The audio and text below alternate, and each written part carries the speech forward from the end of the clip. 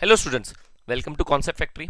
आज के इस वीडियो में हम मैथ्स के स्टैंडर्ड 8 के 15 चैप्टर के 15.2 के कुछ सम्स देखने वाले हैं। अगर आप डायरेक्टली ये वीडियो देख रहे हो तो आप इसके पहले दो वीडियोस हमने अपलोड किए हैं जो कि 15.1 है एंड चैप्टर के कुछ बेसिक्स कॉन्सेप्ट्स हैं जो आपको पढ़ने पड़ेंगे ताकि 15.2 के कुछ सम्स हैं वो इजीली आप सॉल्व कर सको। ओके, और जिन्होंने ये दो वीडियो देखी, जिन्होंने 15.1 और बेसिक कॉन्सेप्ट की वीडियो देखी है वो डायरेक्टली आज के वीडियोस देख सकता है। जैसा कि हमें पता है कि 15.1 के हमने कुछ शेप्स 15.1 में हमने कुछ शेप्स पढ़ा था जो कि था हमारा rectangle, triangle, this is rectangle and this is triangle, और पैरेललोग्राम के कुछ शेप्स हमने देखे थे। ओके, सो आज के वीडियो में 15.2 में क्या कोई और शेप्स हैं जो आज हम पढ़ने वाले हैं? यस, आज भी हम कुछ शेप्स पढ़ने वाले हैं। So let's learn some more shapes. Okay, मैं कहाँ हूं? ओके, मैं आ गया। ओके, चलो ठीक है। सो आज जो हम शेप्स पढ़ेंगे 15.2 एक्सरसाइज के लिए वो है हमारा रोम्बस। देखो बच्चों, मैं आपको डरा नहीं रहा हूं, लेकिन मैं आपको कह रहा हूं कि 15.2 के सम्स कॉम्प्लिकेटेड नहीं है बट थोड़े बड़े सम्स हैं, थोड़े लेंदी है। बट जैसा कि मैंने आपको पहले भी कहा था, अगर आपको कॉन्सेप्ट क्लियर है, आपको पता है कि सम्स को स्टेप बाय स्टेप कैसे सॉल्व करना है और हर क्वेश्चन को उसके आंसर तक कैसे पहुंचाना है, तो आपका ये सारे सम्स ईजी हो जाएंगे। ओके, सो डोंट वरी, जितने सम्स एक दो सम्स होंगे वो करेंगे हम, बट हर एक सम्स को स्लोली करेंगे और समझ के करेंगे। इफ नहीं आ रहा है तो आप कमेंट सेक्शन में सवाल पूछ सकते हैं, अपने डाउट पूछ सकते हैं और उस डाउट का रिप्लाई आपको जितना जल्दी हो सके उतना जल्दी आपको मिल जाएगा। ओके, सो रोम्बस, क्या कोई बता सकता है कि रोम्बस क्या होता है? सर, मैंने एक शब्द सुना है, ऐसा मैंने कहीं तो पढ़ा है कि जो स्क्वायर होता है और वो जो रोम्बस होता है वो लगभग सेम होता है। एक बोलो अप्रॉक्सीमेट, ऐसा बोल सकता हूं कि लगभग सेम होते हैं। दोनों की जो प्रॉपर्टीज होती है वो लगभग सेम होती है। अच्छा, तो क्या सेम होता है स्क्वायर में और रोम्बस में? अगर मैं आपको बता दूं, स्क्वायर जो होता है वो हमारे ऐसे कुछ ऐसे शेप्स का होता है, बट रोम्बस जो होता है वो थोड़ा ऐसा क्रॉस्ड होता है। ओके, सो क्या सिमिलर है? सर, स्क्वायर की हमने एक प्रॉपर्टी पढ़ी कि उसके सभी साइड्स इक्वल होते हैं और रोम्बस के भी जो सभी साइड्स होते हैं वो इक्वल होते हैं। अच्छा, स्क्वायर में हर एक एंगल कितने डिग्री का होता है? 90 डिग्री का होता है। बट सर, कुछ तो फर्क होना चाहिए ना रोम्बस और स्क्वायर में, वरना रोम्बस अलग और स्क्वायर अलग क्यों होता? यस, अलग ये बात है कि स्क्वायर में हर एक एंगल 90 डिग्री का, बट रोम्बस में कोई भी एंगल 90 डिग्री का नहीं होगा। अगर वो एक भी 90 हुआ तो शायद वो कुछ और शेप्स हो जाएगा। ओके, अगर मैं आपको बता दूं रोम्बस मैं कैसे याद करता था, मैं ऐसे याद करता था कि मान लो एक ज़मीन है और ज़मीन पर मैंने एक स्क्वायर शेप को अच्छे से अंबुजा सीमेंट से गाड़ दिया है, ऐसे फिक्स कर दिया है इसको। ओके, ये मेरा घर है, यहाँ पे मैंने अपने घर के बाहर ऐसा एक स्क्वायर शेप को फिक्स कर दिया था। अच्छा, रात हो गई, जैसे ही रात भर तूफानी बारिश हुई और तूफान की वजह से जोर से हवा बहने लगी। अच्छा, तो दिन में क्या हुआ सर? जब दिन में मैं उठा तो मैंने देखा कि यहां पर मेरा जो अंबुजा सीमेंट से जो बेस था वो तो मजबूत था, बट मॉर्निंग में क्या हो गया, वो ऊपर का जो पार्ट है वो थोड़ा ऐसा क्रॉस हो गया।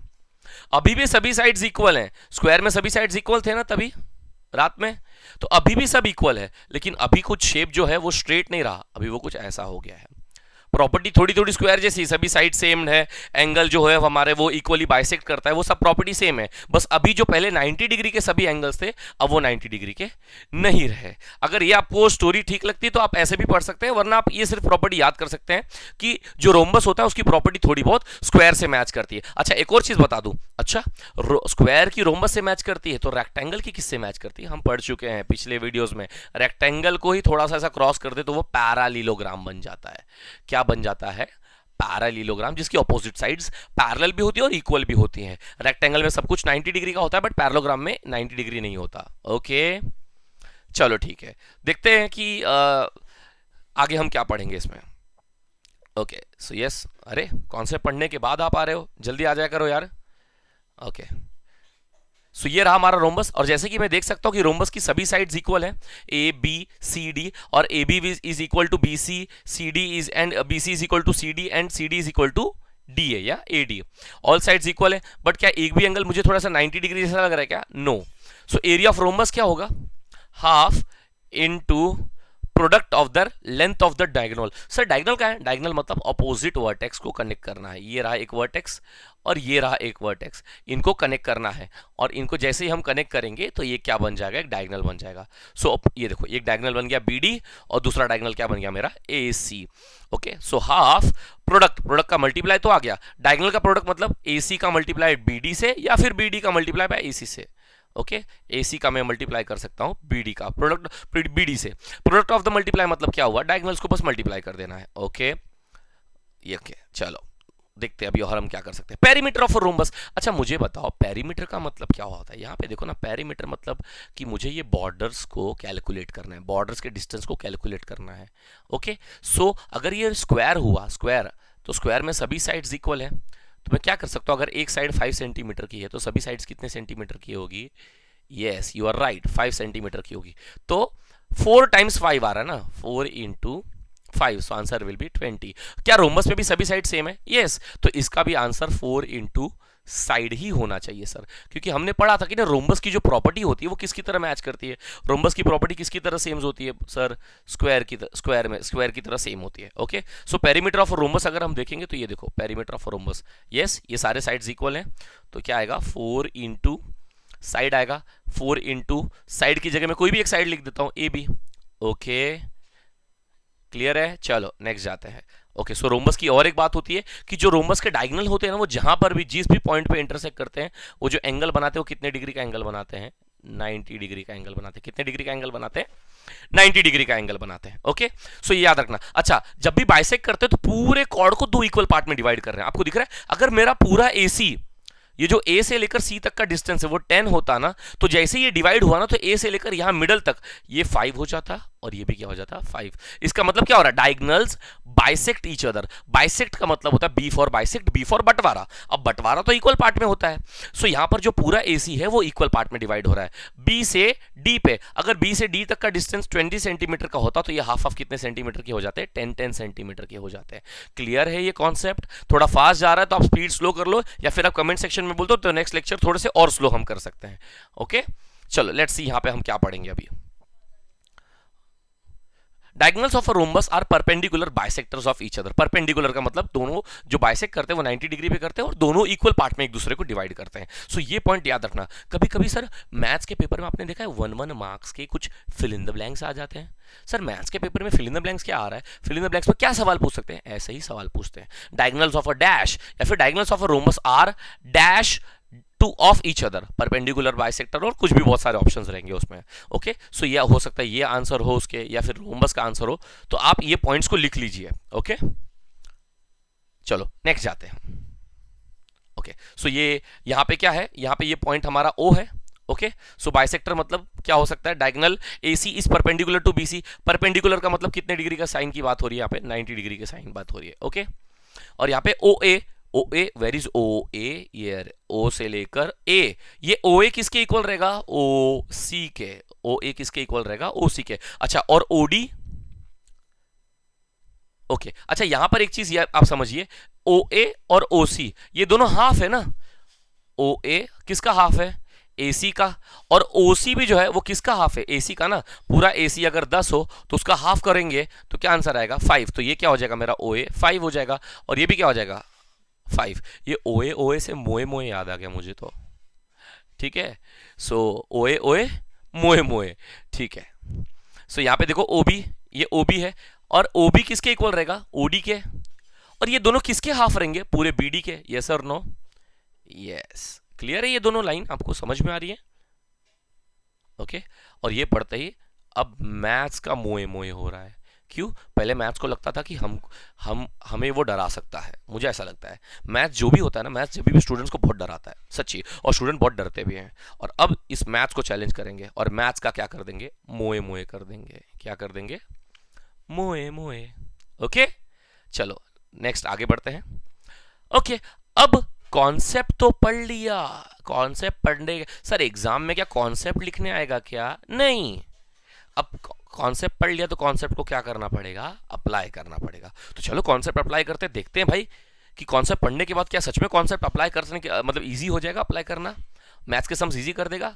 ठीक है चलो चेक कर लेते हैं। 15.2 का हमारा पहला सम प्रारंभ। यस, इस बार आप टाइम पे आए, वेरी गुड। चलो, length of the diagonal of a rhombus are 15 and 24। Okay, मतलब एक रोम्बस होगा उसकी डायगोनल कितनी दी है, 15 सेंटीमीटर एंड 24 सेंटीमीटर, और फाइंड इट्स एरिया। ओहो, एरिया बोला है, शायद अब भी जस्ट पढ़ा कि एरिया जो होता है वो हाफ होता है प्रोडक्ट ऑफ द डायगोनल, मतलब डायगोनल 1 मल्टीप्लाई बाय डायगोनल 2, यही पढ़ा है ना।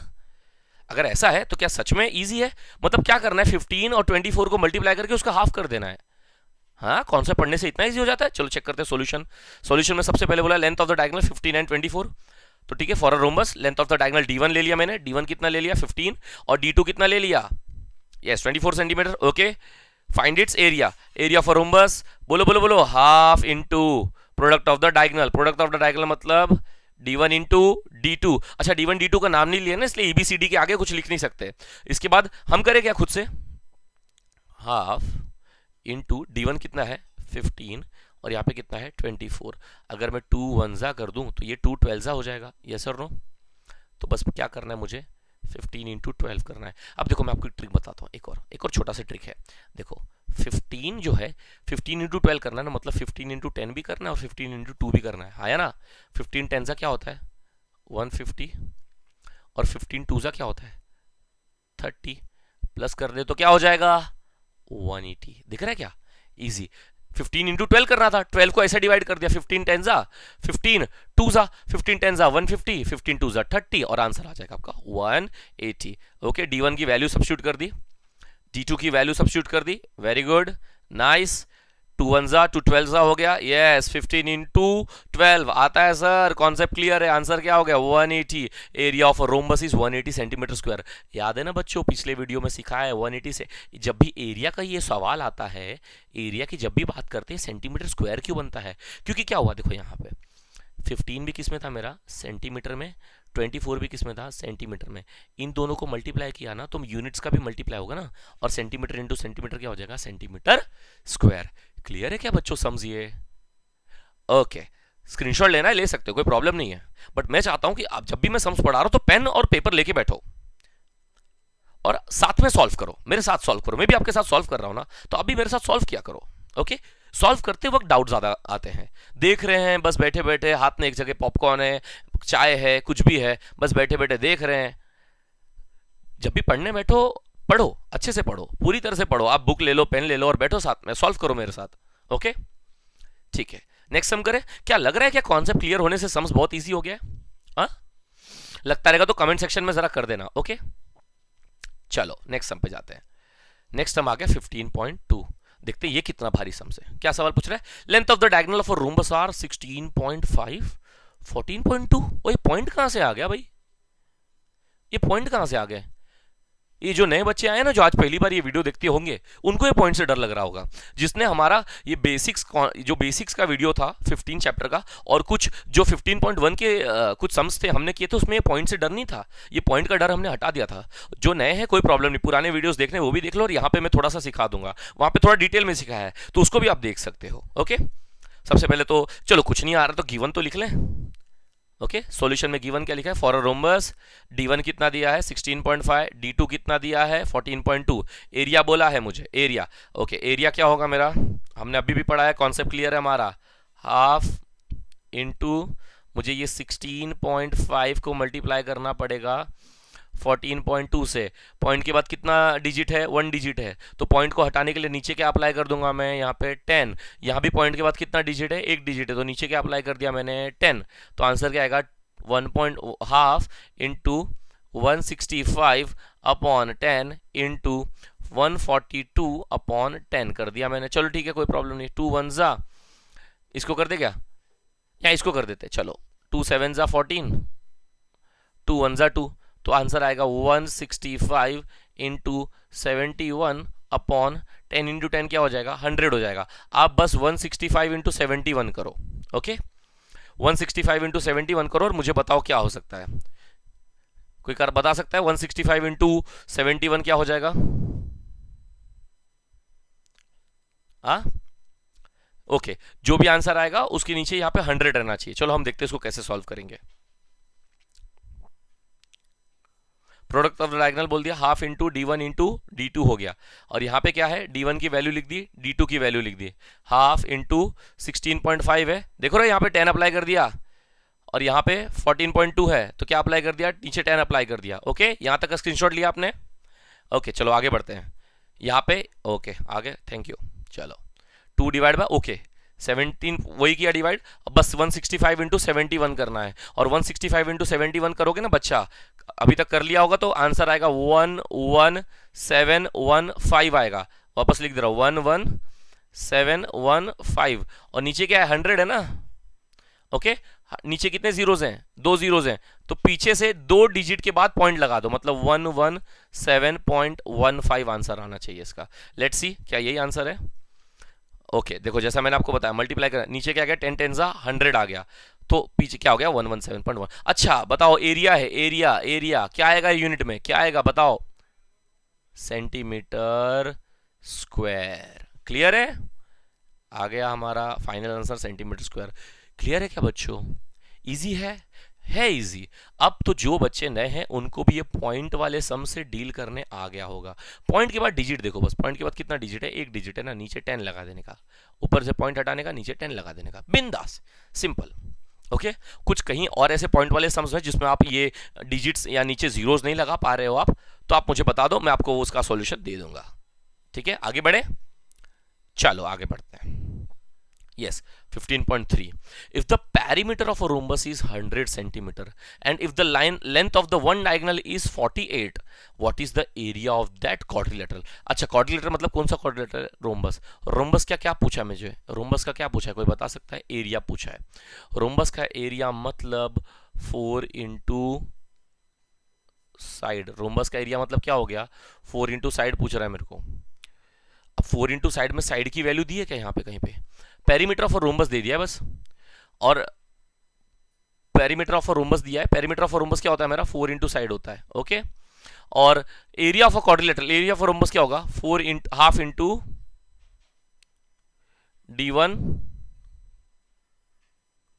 इंटू d2 हो जाएगा। किसका, रोम्बस का एरिया। रोम्बस का area half into D1 into, देखो यहाँ पे d1 दिया है मुझे 48, क्या मुझे d2 दिया है क्या? नहीं, मुझे d2 ढूंढना है। यहाँ पे पेरीमीटर ऑफ रोम्बस में अप्लाई कर सकता हूँ 4 इंटू साइड, और उससे मैं साइड की वैल्यू निकाल सकता हूँ, बट उससे फिर d2 कैसे निकलेगा? ये सम्स मुझे लग रहा है थोड़ा लेंदी है, शायद 3 स्टेप्स में आएगा। सबसे पहले मुझे क्या ढूंढना पड़ेगा, साइड ढूंढना पड़ेगा, साइड, और उस डायगोनल से मुझे ये दूसरा डायगोनल मिलेगा। पाइथागोरस वर्ग भी अप्लाई करना पड़ेगा, मुझे ऐसा लग रहा है। चलो देखते हैं पहले क्या क्वेश्चन है। ओके सॉल्यूशन में ये आ गया मेरा rhombus, okay. Let ABCD be the rhombus, यहाँ पे कुछ वैल्यू नाम नहीं दिया था तो मैंने एबीसीडी कंसीडर कर दिया। Perimeter of rhombus is equal to 4 into side, और यहाँ पे पेरीमीटर ऑफ रोम्बस दिया है 100 सेंटीमीटर, ओके। ये आ गया मेरा बीडी, ओके, रोम्बस। और ये देखो यहाँ पे एरिया ऑफ रोम्बस आ गया, area of rhombus half into product of the diagonals, और प्रोडक्ट ऑफ द डायगोनल्स मतलब AC इंटू BD। बट मुझे शायद देखो यहाँ पर BD मिला है, मुझे BD दिया है, देखो डायग्राम में 48 मैंने कंसिडर कर लिया है, बट क्या AC कंसिडर किया मैंने? AC नहीं, AC ढूंढना है, तो पूरा पूरा क्वेश्चन जो है वो AC ढूंढने में, मतलब सबसे पूरा मकसद है AC ढूंढना। अब AC कैसे कैसे ढूंढेंगे, सबसे पहले तो यही गिवन वाला पार्ट पकड़ेंगे। पेरीमीटर ऑफ रोम्बस क्या है, 4 इंटू साइड है, क्या है 4 इंटू साइड, और 4 पेरीमीटर ऑफ रोम्बस दिया है मेरे को 100 दिया है, is equal to 4 into side मतलब साइड ले लिया मैंने, ओके। 4 जो मल्टीप्लाई कर रहा है वो इधर आके क्या करेगा, डिवाइड। 4 जो इधर देखो साइड से मल्टीप्लाई कर रहा है वो 100 के साथ आके क्या करेगा, डिवाइड करेगा। तो साइड की वैल्यू क्या आ जाएगी, 100 अपॉन 4, मतलब साइड की वैल्यू क्या आ जाएगी, 4 1 जा 4 2 जा, बीच में आएगा 4 5 जा, ओके, 25 सेंटीमीटर। तो हर साइड की वैल्यू कितनी आ गई, 25 25 25 25। सर वो तो आ गया, बट ये इसका क्या है, ये AC ढूंढना है ना मुझको। कैसे ढूंढेंगे, देखो मुझे ऐसा लगता है ना, ये जो ट्राइंगल दिख रहा है छोटा सा, ये ट्राइंगल में ये जो पूरा 48 है, पहले इस पूरे 48 का हाफ करना पड़ेगा। क्यों, क्योंकि हमने पढ़ा है ना रोम्बस में डायगोनल बाइसेक्ट करता है ना, तो पूरा 48 है, तो ये आधा है, यहां से D से लेकर ये पॉइंट तक कितना रहेगा, 48 का आधा कितना हो जाएगा, 24। तो चलो मान लो ये साइड मुझे कितनी की मिल गई, 24 सेंटीमीटर की मिल गई, ये 24 की मिल गई, ये 25 है। पाइथागोरस लगाकर ये हाफ साइड मिलेगा मुझे। याद है ना पाइथागोरस थ्योरम क्या होता है, hypo square is equal to side 1 square plus side 2 square, okay. So Pythagoras लगाकर इस ट्राइंगल में, ये 24 है ये 25 है, पाइथागोरस लगा के मेरे को ये साइड मिलेगा, ये वाला A से लेकर ये मिडल पॉइंट तक, उसका फिर मुझे डबल करना पड़ेगा, तब जाकर मुझे क्या मिलेगा, AC। आप समझ रहे हो कैसे जा रहे हैं हम। सबसे पहले मैंने साइड ढूंढा, 48 का हाफ किया 24, फिर पाइथागोरस लगाया। सबसे पहले मैंने क्या ढूंढा, साइड, फिर डायगोनल का मैंने क्या कर दिया, हाफ, और फिर क्या लगाया मैंने, पाइथागोरस थ्योरम। उसके बाद मुझे हाफ साइड मिलेगा, हाफ डायगोनल मिलेगा, और हाफ डायगोनल को मैं मल्टीप्लाई कर दूंगा 2 से, तब जाकर मेरे को पूरा डायगोनल मिलेगा, और वो जो भी डायगोनल का वैल्यू रहेगा वो मुझे यहाँ AC की जगह अप्लाई करना है। क्लियर है? सम्स थोड़ा लेंदी है, ठीक है, बट हमको स्टेप्स पता चल गया अभी कैसे जाना है। ओके, स्टेप नहीं समझ में आएगा तो थोड़ा रिवाइंड करके वापस से आप जाओ और आप कर सकते हो। ओके, यहाँ आगे बढ़ते हैं। यहां तक हमने साइड निकाल लिया, दैट इज 25 सेंटीमीटर। आगे बढ़ते हैं। ओके, दिख रहा है डायगोनल? ओके, तो diagonals of a rhombus are perpendicular to each other, bisector of each other. इसलिए मैंने कहा था ना कि 48 का ये लोग आधा करेंगे। ये देखो, हाफ इंटू BD, BD की जगह क्या लगा सकता हूँ 48, और उसका आधा हमको पहले ही पता चल गया, क्या आ जाएगा 24। अरे ये समझा स्टेप? अच्छा 24 क्यों निकाला भाई मेरे, कोई बता सकता है क्यों निकाला 24? क्योंकि मुझे इस ट्राइंगल में AMD में, ये AMD में मुझे क्या अप्लाई करना है, पाइथागोरस थ्योरम। और पाइथागोरस के लिए मुझे DM की वैल्यू चाहिए थी ना, अब DM मिल गया मुझे, DM MD जो भी है 24 सेंटीमीटर मिल गया। अब ये 25 है तो बचा हुआ साइड्स में निकाल सकता हूँ। ओके ओके, ये मिल गया मुझे। देखो ये ट्राइंगल की बात हो रही थी ना यहाँ पे, ये ट्राइंगल में मैं सबसे पहले क्या ढूंढूंगा AM, और उस AM का क्या कर दूंगा, डबल कर दूंगा, तो मुझे AC मिल जाएगा। In triangle AMD, angle AMD is equal to 90 degree, therefore by Pythagoras theorem hypo square 90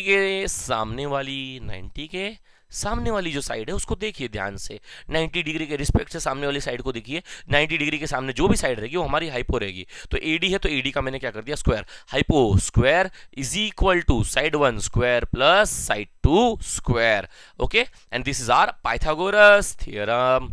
okay, AD square क्या हो गया मेरा 25 का स्क्वायर, AM स्क्वायर नहीं पता सर, उसी को निकाल के फिर डबल करना है। DM का स्क्वायर अभी ताजा ताजा पीछे मिला था 24, 25 का स्क्वायर। एक ट्रिक दिखा दूं क्या, कोई भी नंबर जिसके लास्ट में 5 है उसका स्क्वायर आप 3 सेकंड में निकाल सकते हो। कितने सेकंड में? 3 सेकंड में। लास्ट में बस क्या होना चाहिए 5, 2 डिजिट्स का होना चाहिए। कितने डिजिट्स का होना चाहिए? 2 डिजिट्स का, और लास्ट में 5 होना चाहिए। तो इसका स्क्वायर निकालना है, तो 5 का स्क्वायर क्या हो जाएगा मेरा, 5 का स्क्वायर 25, लास्ट में 5 है ना, उसका स्क्वायर मैंने निकाल दिया 25। 2 के बाद क्या आता है, 3 आता है ना, तो 2 3 क्या हो जाएगा 6। Answer is 625। अरे इजी है, इजी है क्या? यस अगर कोई दूसरा दे दे तो सर आप 75 का निकाल के दिखाओ ना, निकाल के दिखा दो ना बच्चा। ये देख 75 है, 75 5 का स्क्वायर क्या हो जाएगा 25, 7 के बाद क्या आता है 8, उससे मल्टीप्लाई कर दो, 7 8 जा 56, 5625। कैलसी से तेज हो रहे हो, कैलसी से तेज हो रहे हो। चलो तो 25 का स्क्वायर 625, इसका है 24 का स्क्वायर 576 होगा मे बी। ओके, और ये जो 576 प्लस है वो इज इक्वल टू के इस तरफ आएगा तो क्या हो जाएगा माइनस हो जाएगा। सो 625 minus 576 and that would be 49। Square जो है वो इधर आके क्या होगा, इज इक्वल टू के इस तरफ आके क्या हो जाएगा स्क्वायर रूट। सो AM की वैल्यू कितनी आ जाएगी 7। अच्छा अब यहीं पे हम सॉल्व कर देते पूरा सम्स। ये 7 आ गया, पूरा क्या हो जाएगा 14 हो जाएगा। क्या हो जाएगा 14। तो AC का देखो पता है ना 7, आधा 7 मिला मुझे आधा तक, उसका डबल करना पड़ेगा तो A का C पूरा 14 हो जाएगा। तो यहां पे लिखना पड़ेगा 14, और BD की वैल्यू कितनी दी है, BD की 48 दी है। कितनी दी है 48। इसको डिवाइड कर देंगे तो क्या हो जाएगा 24 हो जाएगा। बस मुझे क्या मल्टीप्लाई करना है 24 इंटू 14, दैट इज क्या आएगा बच्चों, चलो देखते हैं क्या आने वाला है इसका। आप लोग सॉल्व करो और मुझे इसका आंसर बताओ क्या आएगा। ओके, सो यहां तक मुझे 7 मिल गया। अब मैं उस 7 का क्या कर दूंगा, taking square roots on both the side से 7 मिल गया। अब उसका मैं क्या कर दूंगा डबल कर दूंगा। AC is equal to 2 into AM, दिख रहा है डबल कर दिया मैंने, डबल कर दिया तो 2 इंटू 7 क्या हो गया 14 सेंटीमीटर हो गया। ओके, सो अब वैल्यू सब्स्टिट्यूट करूंगा मैं इसमें, area of rhombus half into D1 into D2 half into D1 into D2। D1 की वैल्यू दी होगी, यस AC अभी भी मिला है, और ये रहा DB या BD। AC की वैल्यू अभी भी मिली मुझे 14, DB का कितना है 48, कैंसिल कर सकते हैं, इसको 7 कर दिया है। ओके, हमने इसको कैंसिल किया था 24 करके, कुछ भी करो आंसर तो सेम आने वाला है। 7 इंटू 48 336। एरिया निकाला है, एरिया बच्चों क्या है, एरिया निकालेंगे तो सेंटीमीटर है, तो सेंटीमीटर का क्या करना पड़ेगा सेंटीमीटर स्क्वायर, सेंटीमीटर स्क्वायर। समझे? कोई दिक्कत, कोई प्रॉब्लम नहीं होनी चाहिए। ये सम्स भले ही लेंदी था बट मैंने आपको पहले कहा था अगर आपके कॉन्सेप्ट्स क्लियर है, अगर आपको पता है कि मुझे सम्स को कैसे सॉल्व करना है, ठीक है, फॉर्मूलाज को थोड़ा अच्छे से रिवाइज करो, ठीक है, और अगर आपको पता है कि मेरे कॉन्सेप्ट्स को मैं कैसे कॉन्सेप्ट का अप्लाई करके मैं सम्स को कैसे इजीली सॉल्व कर सकता हूँ, सम्स बहुत इजी हो जाएगा। हाँ स्टेप्स बड़े हो जाते हैं बट मैं आपको बोलता हूँ ये सब सम्स इजी कब हो जाएंगे, जब आप प्रैक्टिस करोगे। जितना ज़्यादा आप प्रैक्टिस करोगे उतना ज़्यादा सम्स इजी होगा। मुझे देखो, मुझे पता है कि 15.2 का पहला सम दूसरा सम्स को प्रैक्टिस उतना नहीं करना पड़ेगा, बट थर्ड सम को प्रैक्टिस करना पड़ेगा। सम्स रटने के लिए क्या सर, रटने के लिए पढ़ा रहे क्या? हम नहीं पढ़ाएंगे आपको रटने के लिए। सम्स स्टेप्स सम नंबर 3 को प्रैक्टिस करने की जरूरत इसलिए कि आपको पता चले कि पहले स्टेप मैंने कौन सा किया है, सेकंड कौन सा स्टेप किया है, थर्ड कौन सा स्टेप किया है। अभी आप नए नए हो, शुरुआत में बड़े बड़े सम्स आते हैं तो थोड़ा डर लगता है, बट डरना नहीं है। जितना ज्यादा प्रैक्टिस करोगे उतना ज्यादा ये सम्स ईजी होगा। सम्स डराएगा, सम्स को हम डरा देंगे। कैसे? अपनी प्रैक्टिस दिखा के। इतना प्रैक्टिस करेंगे कि सम्स डर जाए आपके सामने आने से। क्लियर है? ओके सो आज के लिए 3 सम्स मुझे लगता है बहुत है। मैंने आपको पहले ही कहा था कि वीडियोस में 2 से 3 सम्स ही सॉल्व करेंगे।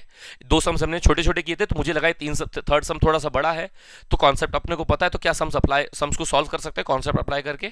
तो हमने ये सॉल्व करके आपको दिखा दिया। अगर आपको फिर भी थर्ड सम में कोई डाउट आता है तो आप पूछिए, मैं आपको उसका जवाब दूंगा। ओके सो मिलते हैं अगले वीडियो में, और अगले वीडियो में हम इसके आगे के सम्स करेंगे। Thank you so much.